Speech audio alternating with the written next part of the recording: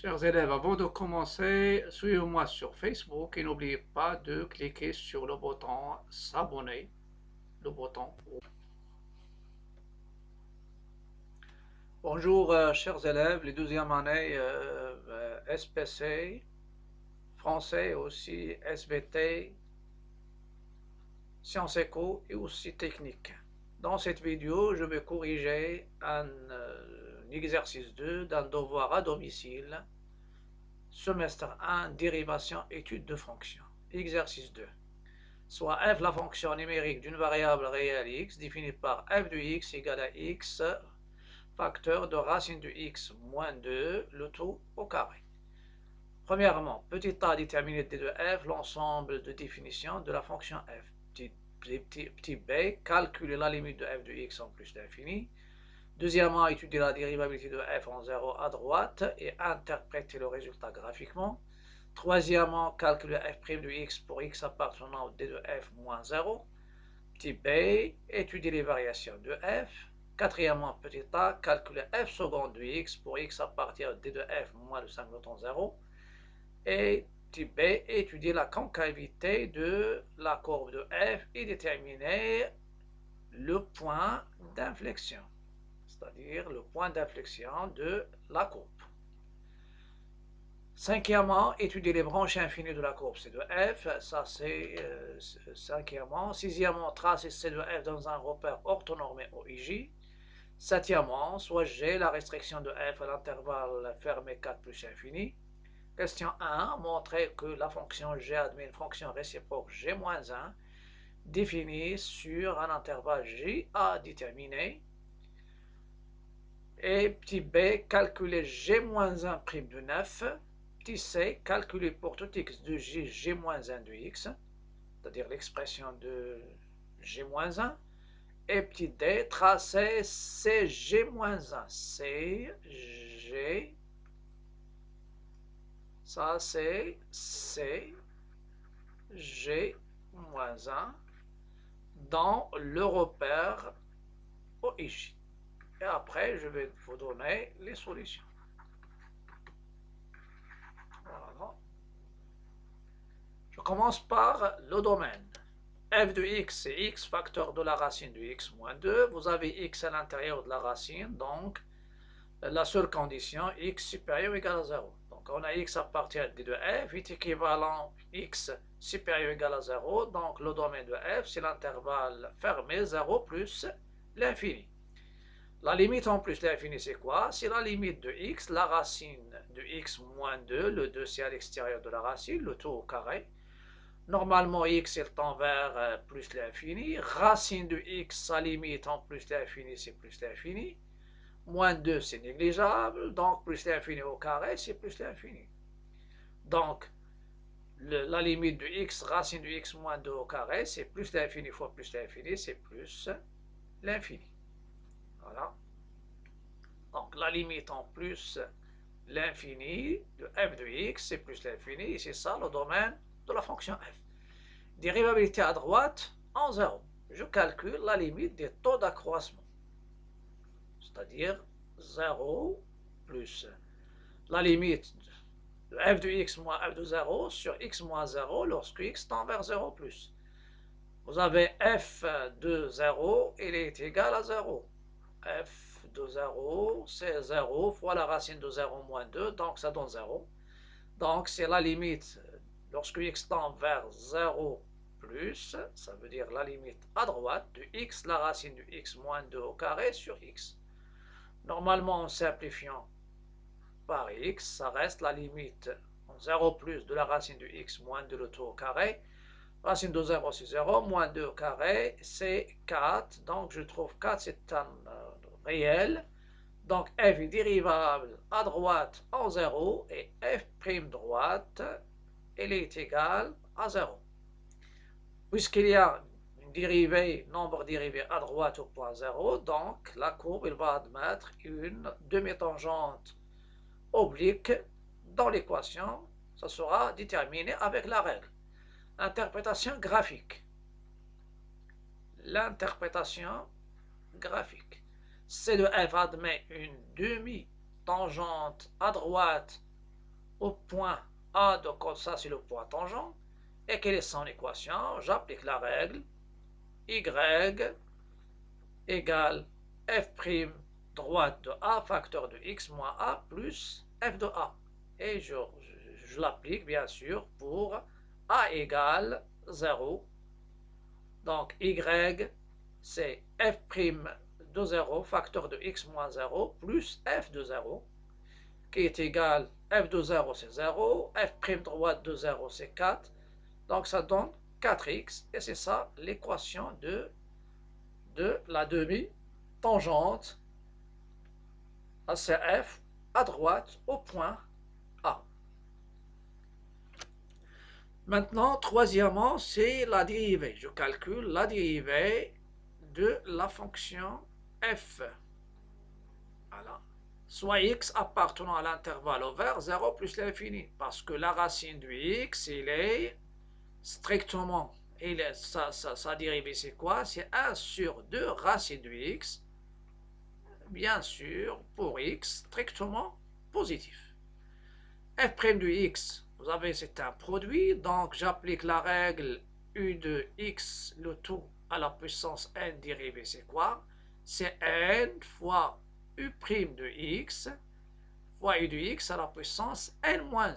Ça, c'est la règle de la dérivée du produit. Parfois, on dit u à la puissance n, d'une manière générale, sa dérivée, c'est n fois u' fois u à la puissance n-1. Donc, je dérive x, parce que f de x, c'est x la racine de x moins 2 le tout au carré. La première chose, j'applique la règle du produit. U fois v, la dérivée du produit u fois v, c'est u' v plus u v'. Donc, c'est x' fois la racine de x moins 2 au carré plus x fois la dérivée du deuxième facteur, qui est la racine de x moins 2 le tout au carré. La dérivée de x, c'est 1. Dérivée de x, bien sûr, c'est 1. Qui multiplie la racine de x moins 2 le tout au carré, plus 2x, et j'applique la dérivée de la puissance. C'est 2 fois la dérivée de racine de x moins 2 fois la racine de x moins 2 à la puissance 2 moins 1. Vous pouvez remarquer qu'il y a, ça apparaît un facteur qui est la racine de x moins 2. Donc, il me reste à calculer la dérivée de la racine de x moins 2. Quelle est sa dérivée? C'est la dérivée de la racine de x moins la dérivée de 2. La racine de x, sa dérivée, c'est 1 sur 2 racine de x moins 0.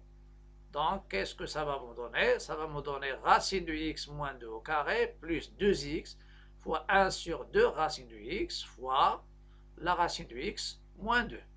Après, je simplifie par x et je vais appliquer aussi une règle. Vous avez x sur, il y a la simplification par 2, et x sur racine de x, c'est quoi? C'est la racine, parce que x c'est quoi? C'est la racine de x, le tout au carré. Je parle toujours pour x positif. Donc, ça va me donner x sur racine de x qui est égal à racine de x. Donc, ça reste ici racine de x. Racine de x. De ça, c'est racine de x. Racine de x, et je factorise par la racine de x moins 2. Racine de x moins 2, je fais les crochets, ça reste racine de x moins 2 entre parenthèses. Et celle-ci, bien sûr, c'est la racine. Celle-ci, c'est la racine de x, qui reste en facteur. Racine de x moins 2, c'est 2 racines de x moins 2. Je factorise le 2. Ça reste 2 racines de x moins 2 fois la racine de x moins 1. Voilà, ça c'est... Donc, la dérivée maintenant, c'est donner... Ça reste le tableau de variation, ou bien les variations. Voilà, ça c'est la racine du x, c'est-à-dire, j'ai déjà fait tout ça. Voilà.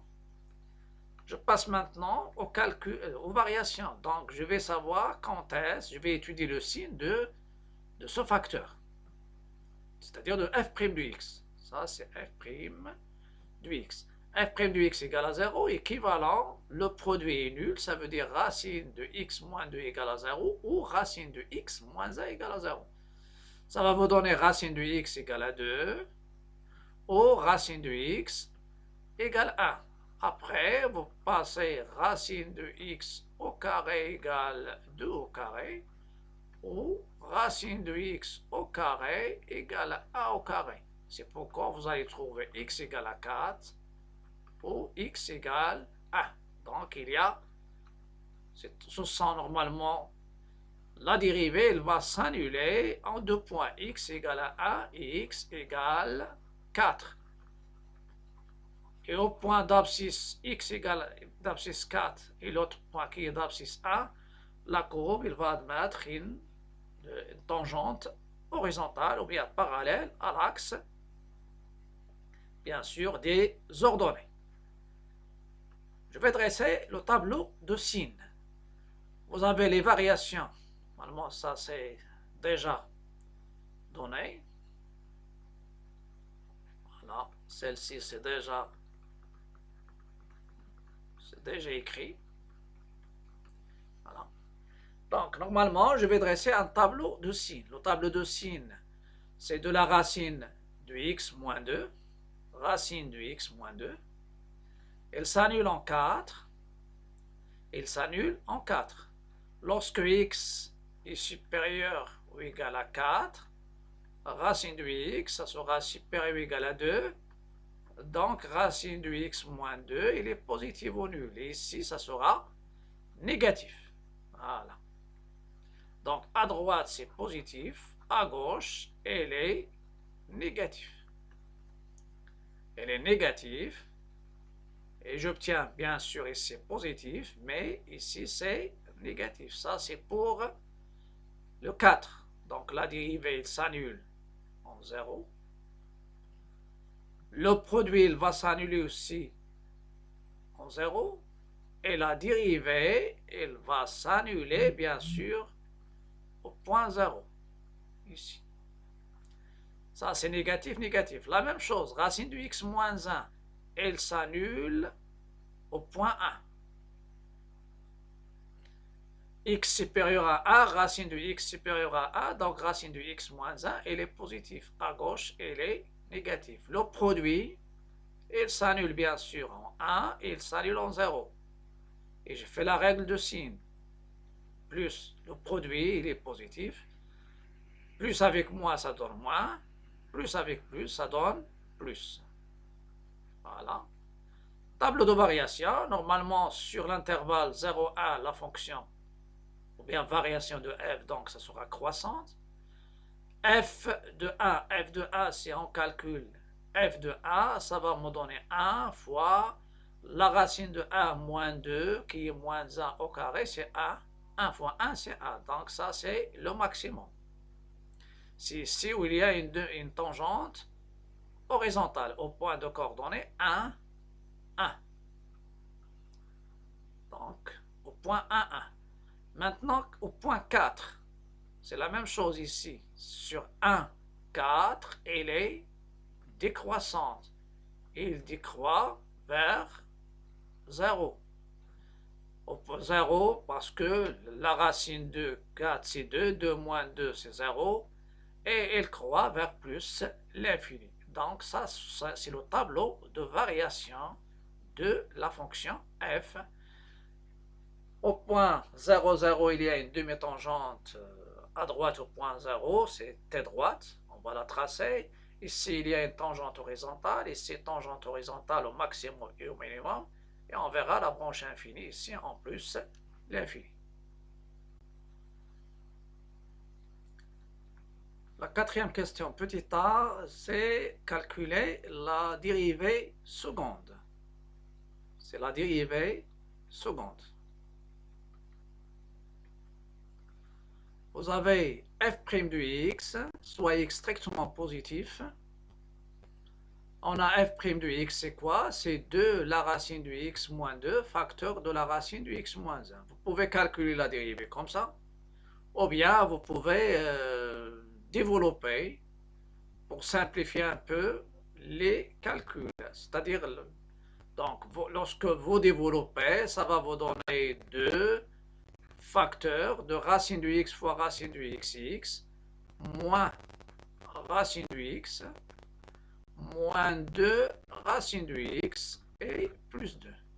Lorsque vous développez, donc moins x et moins racine du x ça donne moins 3 racine du x, fois 2 ça donne moins 6 racine du x, et vous avez 2x et plus 4. Ça c'est la dérivée. C'est-à-dire la dérivée, je prends une forme ou bien utiliser la forme du produit et utiliser la dérivée du produit. Et maintenant, je fais la dérivée seconde. Vous avez f seconde, c'est quoi? C'est la dérivée de la dérivée.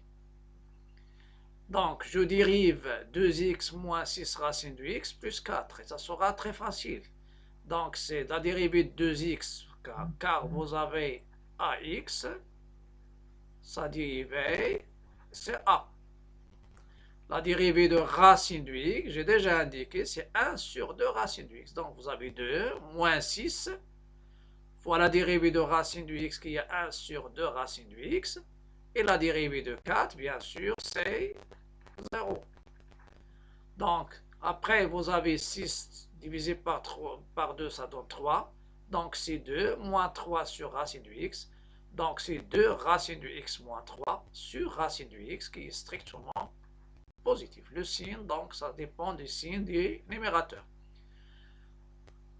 Petit b, étude de concavité et point d'inflexion. J'ai déjà dit que pour étudier la concavité de la courbe d'une fonction, il faut que ma fonction soit 2 fois dérivable sur un intervalle i, et la concavité, je peux l'obtenir à partir des signes de la dérivée seconde. Et le signe de la dérivée seconde, si la dérivée seconde est positive sur un intervalle i, alors ma courbe, ça sera sa concavité est dirigée vers le haut et on peut dire qu'elle est convexe. Et si sur l'intervalle i la dérivée seconde est négative, alors ma courbe, sa concavité sera dirigée vers le bas, et dans ce cas-là, on dit qu'elle est concave. Et le point où il y a la concavité, ça change dans ce cas-là, c'est-à-dire si la dérivée seconde s'annule en changeant de signe en un point A, alors le point d'abscisse A est un point d'inflexion. Et ceci à condition que la fonction soit dérivable, bien sûr, au point A, et on a déjà parlé de celle-ci. Il faut que la dérivée, pour calculer la dérivée seconde sur un intervalle, il faut que la fonction soit 2 fois dérivable. Étudier la concavité du point d'inflexion. On a pour tout x de x strictement positif, racine de x est strictement positif, donc le signe de f seconde de x est le signe de 2 racine de x moins 3.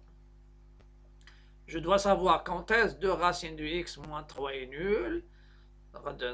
Celle-ci, 2 racines de x moins 3 égale à 0, est équivalent à 2 racines de 3 de x égale à 3.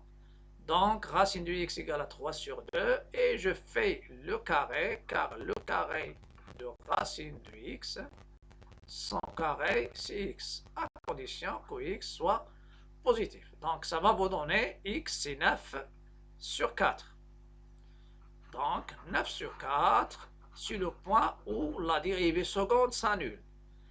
Se peut qu'elle sera le seul point d'inflexion, mais à condition que la dérivée seconde change de signe, c'est-à-dire f seconde change le signe en passant par le point 9 sur 4. Donc, le signe de ma dérivée seconde. La dérivée seconde, elle s'annule au point 0. Donc ici, il y a la concavité, il y a ici un point d'inflexion que je vais la noter I. Donc normalement, lorsque x est supérieur à 9 sur 4, racine de x, ça sera supérieur à la racine de 9 sur 4, qui est racine de 9 sur 3. Et ça va vous donner 2 racines de x supérieure à 3. Donc 2 racines de x moins 3 est positif. C'est pourquoi j'ai fait ici, le signe c'est positif et ici c'est négatif. Voilà, j'efface bien sûr pour mieux voir le tableau de signes. Parce que la concavité, on peut étudier la concavité de la courbe d'une fonction et on peut résumer l'étude dans un tableau. Donc f seconde qui est égal f seconde, j'ajoute, c'est pas uniquement 2 racines de x sur, donc racine de x, voilà, et je donne ici le signe de la racine de x, de racine de x moins 3. 2 racines de x moins 3 sur 0 plus l'infini, il s'annule 9 sur 4. Ici, il est positif, ici, il est négatif. Donc, le signe de la dérivée de seconde qui est 2 racines de x moins 3 sur racine de x, le même signe, négatif et positif. Sur 0, 9 sur 4, et la dérivée seconde, normalement ici, il y a 2 barres indiquent que la dérivée seconde n'est pas définie. Et sur l'intervalle même, ici, je prends parce que j'ai étudié pour les x strictement positifs. Donc, sur 0, 9 sur 4 qui est ouvert, la concavité est dirigée vers le bas. Ça veut dire la courbe, elle prend ce genre de forme. La concavité vers le bas. Et sur 9 sur 4 plus l'infini, la concavité est vers le haut. Et ici, il y a un point d'inflexion. Le point d'inflexion est I de coordonnées 9 sur 4, 3, car f de 9 sur 4, vous pouvez la calculer, elle vous donne 3. Maintenant, la branche infinie en plus l'infini. On a la limite de f de x en plus l'infini, c'est plus l'infini. Je calcule la limite de f de x sur x. La limite de f de x sur x, vous simplifiez normalement, c'est x racine de x moins 2 au carré sur x, vous simplifiez, ça donne la limite de la racine de x moins 2 en plus l'infini, c'est plus l'infini, parce que racine de x, la limite en plus l'infini de la racine de x, c'est plus l'infini. Donc dans ce cas-là, la limite en plus l'infini, c'est plus l'infini. Le rapport f de x sur x en plus l'infini, c'est plus l'infini. Donc la courbe de f admet une branche parabolique de direction l'axe OX au voisinage de plus l'infini. Maintenant, je passe à la courbe. Je ne vais pas, pour vous, normalement, celle-ci, je vais l'expliquer après. Donc je prends l'axe des abscisses, l'axe des ordonnées, comment je vais tracer la courbe de ma fonction. Voilà, la courbe de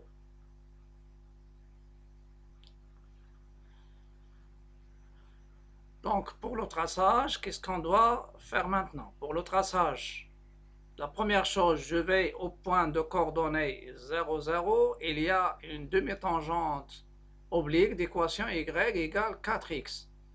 Donc je dresse un petit tableau de signes qui va nous donner 2 points. X égale à 0, donc y égale à 0, et je prends x égale à 1 demi, donc y égale à 2. Donc il y a le point tangence ici, et il y a 1 demi, ça donne 2, et je trace cette tangente qui est, c'est la tangente à droite au point 0. Il y a aussi, d'après tableau de variation, il nous donne deux tangentes. Il y a une tangente au point, ici au point de horizontal, au point de coordonnées 1, 1.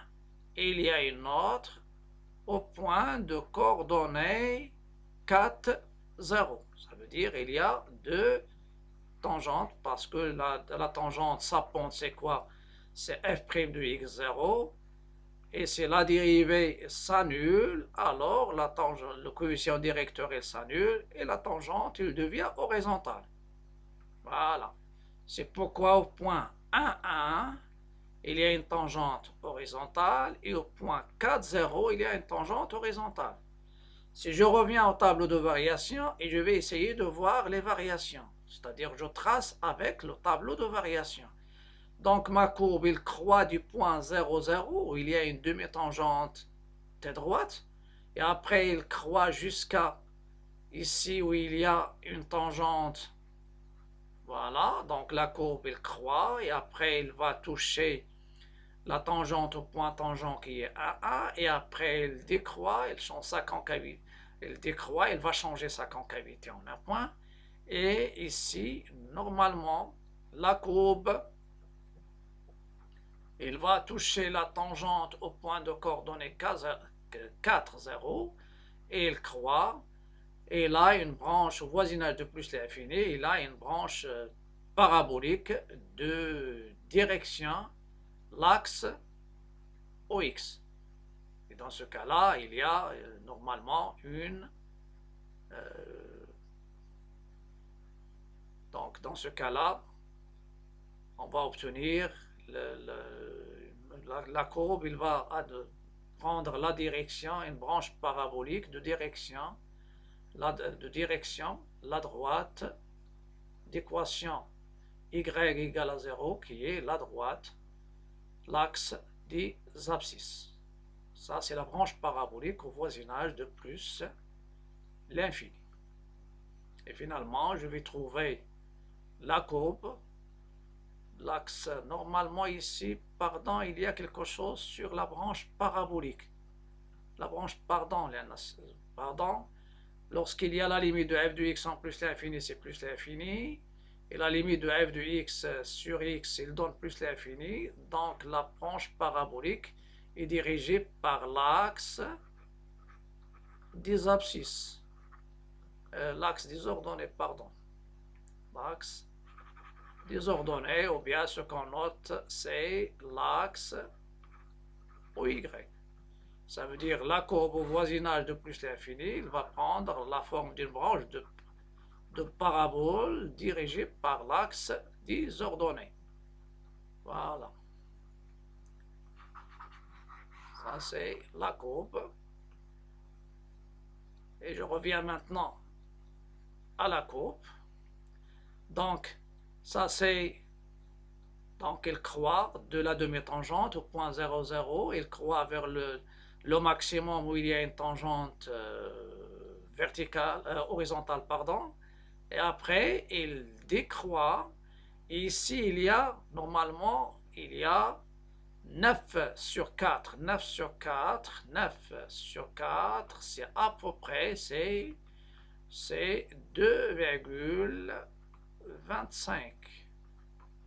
2,25, ça veut dire, c'est ici où il y a ce qu'on appelle, c'est-à-dire là, le point d'inflexion, où il y a changement de concavité vers le bas et après il devient vers le haut et la concavité ne change pas. Et vers plus l'infini, la courbe, elle va prendre la forme d'une branche de parabole dirigée par l'axe des ordonnées. Donc celle-ci, c'est la courbe de ma fonction f. C'est la courbe de ma fonction f. Après, on verra la courbe de la fonction réciproque. Je passe maintenant à la deuxième partie, ou bien à la dernière partie de ce problème, ou bien de cette fonction. C'est la fonction réciproque. La fonction réciproque de g. G, c'est quoi? C'est la restriction de f sur l'intervalle 4 plus l'infini. Ça veut dire, quel que soit x appartenant à l'intervalle fermé 4 plus l'infini, g de x égale f de x. On vous demande de montrer que g admet une fonction réciproque, g-1, définie sur un intervalle j à déterminer. G est dérivable sur 4 plus l'infini, donc elle est continue. Ou bien, vous pouvez utiliser les opérations. La fonction qui est aussi x associée x, elle est dérivable, elle est continue sur R et en particulier sur 4 plus l'infini. La fonction cathode x associée racine de x est aussi continue sur l'intervalle 0 plus l'infini, en particulier sur 4 plus l'infini. Donc, la fonction cathode x associée racine de x moins 2, elle est aussi continue sur 4 plus l'infini, son carré aussi, et le produit est continu. D'après le tableau de variation, G est strictement, donc il y a la continuité, voilà, il est quand G continue sur 4 plus l'infini, G est strictement croissante sur 4 plus l'infini d'après le tableau de variation, donc G admet une fonction réciproque G moins 1 définie sur l'intervalle J qui est égal à G de I. Et quel est le G de J? J qui est l'image de 4 plus l'infini par G ou bien par F. Donc, puisqu'il est continu strictement croissant, ça sera G de 4 et la borne, la limite de G de X en plus l'infini. Et je sais que la limite de G de X en plus l'infini, c'est plus l'infini. Et G de 4, c'est 0. Donc, l'intervalle J, c'est 0 plus l'infini. Je passe maintenant à une question concernant, dites, calculer G-1 prime de 9. Voilà. Il y a une relation, normalement une règle qu'on connaît déjà, c'est G est dérivable en un point x0 et G' de x0 est différent de 0. Alors G-1 est dérivable au point y0 qui est l'image de x0 par G. Et quelle est la règle? G-1' de y0, c'est 1 sur G' de x0. Donc pour nous voulons calculer la dérivée G-1' de 9. Donc 9, il faut qu'elle soit, quelle est l'image de quelle valeur? De quel point? On cherche x0 tel que G de x0 égale à 9. D'après la courbe de f, au pas calcul, c'est-à-dire résoudre une équation, on trouve G de 9, elle est égale à 9. G de 9, elle est égale à 9. Normalement, G de 9, c'est le point d'intersection avec la première bisectrice. C'est-à-dire G de 9 égale 9. Ou bien vous pouvez résoudre l'équation G, chercher G de x, chercher x0 tel que G de x0 égale à 9 et essayer de résoudre une équation et vous trouvez G de 9 égale 9. Ou bien vous pouvez remarquer que ce point, le point d'intersection de C de F avec la première bisectrice, c'est le point de coordonnées 9, 9. Donc G-1 prime de 9, et 9 c'est quoi? 9 c'est G de 9. Donc, le Y0 et le X0, ils coïncident. Donc, c'est 1 sur G' de 9. Et G' de 9, c'est 4. Vous calculez parce que G' de 9, c'est quoi? C'est F' de 9. C'est 2 racine de 9 moins 2 fois racine de 9 moins 1. Donc, ici, ça donne 3 moins 2, c'est 1. Et c'est 3 moins 1, c'est 2. 2 fois 2, ça donne 4. Donc, G-1 prime de 9, c'est 1 sur G' de 9 qui est égal à 1 sur 4. Après, je vais déterminer G-1 de x avec x appartenant à J. Donc, normalement, ici, qu'est-ce que je vais faire? Je prends y, je prends y égale à G-1 de x et x appartenant à J, équivalent x égale à G de y et y appartenant à l'intervalle i qui est 4 plus l'infini. Donc je prends soit y appartenant à 4 plus l'infini et x appartient, c'est-à-dire y il appartient bien sûr à l'intervalle i et le x il appartient à l'intervalle j. Ou bien vous pouvez prendre y égale à g de x et x appartenant à i équivalent à x égale à g moins 1 de y. Et après, vous changez y en x. Soit y appartient à l'intervalle 4 plus l'infini et x. Et je vais résoudre l'équation x égale g de y. il est équivalent à x égale y facteur de racine de y moins 2 le tout au carré. Racine de 2 le tout au carré. Je remarque que la racine de y c'est la racine de y le tout au carré. Et ça me donne x, c'est la racine de y fois la racine de y moins 2 le tout au carré. Je développe ici, racine de y fois racine de y, ça donne y, moins 2y, le tout au carré. Je vais voir la suite. Donc, y moins 2, la racine de y au carré égale à x, équivalent à racine de x. Si je prends la racine, ça donne racine de x.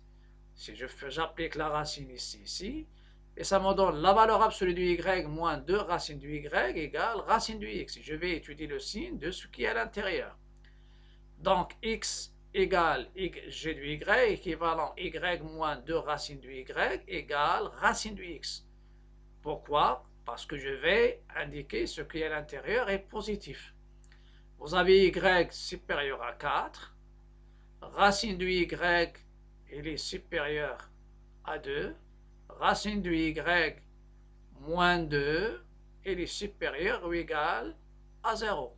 Si vous multipliez, ça va vous donner racine de y, c'est-à-dire le produit, ça sera positif. Et si vous développez ce produit, ça va vous donner y moins 2 racine de y. Donc, ce qui est à l'intérieur est positif. Donc, il y a la solution convenable, c'est-à-dire je prends ici, j'élimine les barres de la valeur absolue sans changer de signe. Donc, ça va me donner normalement, à ce stade-là, je vais revenir à y, c'est la racine du y au carré, moins 2 la racine du y, et j'ajoute 1 aux deux membres, parce que je vais résoudre une équation en y. Donc, j'ajoute 1 aux deux membres pour faire apparaître une identité remarquable. Quelle est cette identité? C'est la racine du y, ou bien vous pouvez prendre grand y, c'est la racine du y, et résoudre une équation de la forme grand y au carré moins 2 grand y égale plus a égale à 1 plus racine de x. Et vous allez trouver grand y en fonction de x. Donc, ça me donne racine de y moins 2 au carré égale à 1 plus racine de x. La même chose, je fais la racine, ça donne valeur absolue de la racine de y moins 1 égale la racine de 1 plus racine de x. Voilà, et je sais que la racine du y moins 1, si je fais racine du y moins 1, elle est supérieure à 1, donc ça c'est, et là un signe positif. Donc, ça va me donner racine du y moins 1 égale la racine de 1 plus racine du y, car celle-ci est positive, et ceci est équivalent à la racine du y, c'est 1 plus la racine de 1 plus racine du x.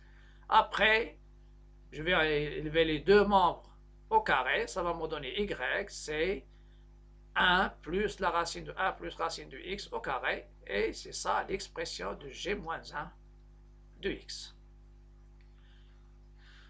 Voilà, donc ça c'est la ligne que j'ai déjà fait, et ça va me donner, pour tout x appartenant à l'intervalle 0 plus l'infini, g moins 1 de x, c'est 1 plus la racine de 1 plus la racine de x, le tout au carré. Je passe maintenant à la courbe. La courbe CG-1 est le symétrique de C de G par rapport à delta d'équation Y égale X. Donc la courbe, mais pour nous, je vais vous donner comment vous pouvez tracer la courbe CG-1 à partir de CG. Je donne une règle que vous pouvez l'utiliser. Pour construire CG, on utilise les propriétés, puisque j'ai déjà parlé de la symétrie.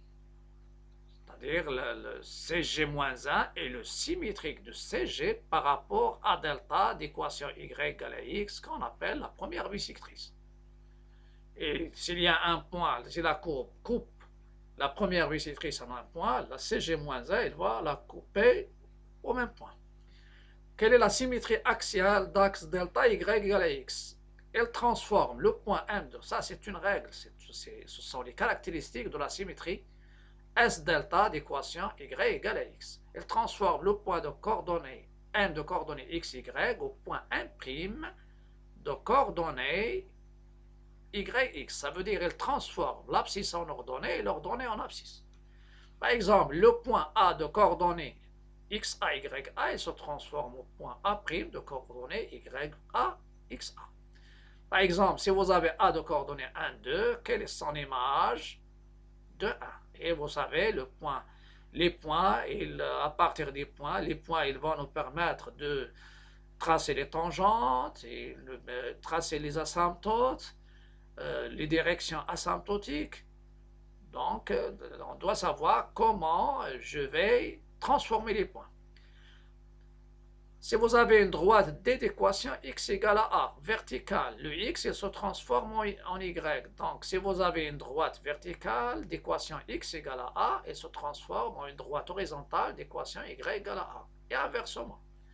Donc, cette symétrie axiale d'axe, la première bisectrice, transforme une droite verticale à une droite horizontale. Et inversement. Et je vais revenir maintenant à la représentation graphique. Voilà. Normalement, CG-1, c'est normalement CG-1, CG, pardon, non, CG, la courbe CG, c'est ici. C'est cette partie de la courbe. Voilà. C'est cette partie de la courbe F. C'est la restriction. C'est ça, CG. Quel est le symétrique de CG par rapport à la première bisectrice? Donc, je commence, comment je trace CG, comment il est tracé? CG, comment elle est tracée? Il y a une demi-tangente au point de coordonnées 0,4. Et cette demi-tangente, elle est horizontale. Elle va se transformer à une demi-tangente. Donc, le point qui est de coordonnées 4, 0, si je le prends par exemple le point E, il se transforme au point E' de coordonnées 0,4. Voilà le point et voilà son symétrique. Cette demi-tangente, elle est horizontale dirigée vers les x positifs, il devient vertical dirigé par l'axe les y positifs. Après, normalement, cette courbe, elle croît. Ce point-là, c'est un point d'intersection. C'est le point d'intersection des deux, de la C de G avec la première bisectrice. Donc, elle reste, c'est fixe. Et je trace maintenant la courbe CG-1. Donc, la fonction CG-1, G-1, pardon, sa courbe, elle croît de cette demi-tangente verticale et elle va passer par ce point-là. Et au voisinage de plus l'infini, vous avez C de G admet une branche parabolique dirigée par les Y positifs, l'axe des Y positifs. CG-1, ça sera, il a une branche parabolique dirigée par les X positifs. Ça, c'est CG-1. Ça sera